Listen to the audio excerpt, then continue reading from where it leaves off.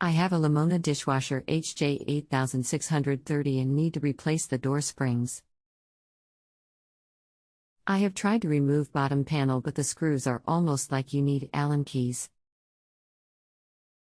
Where are springs located? Hiya, I think the model number may actually be HJ8630. There's no HJ8630 listed. You need to take the side panels off. This means taking the dishwasher out of its integrated position. The screws will be Torx screws, multi-start heads on them.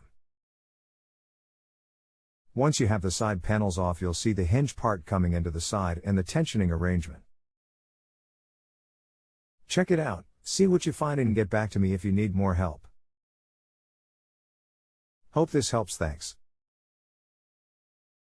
If you have a home improvement or appliance question and want to chat with an expert now, visit JustAnswer.com/YTHI.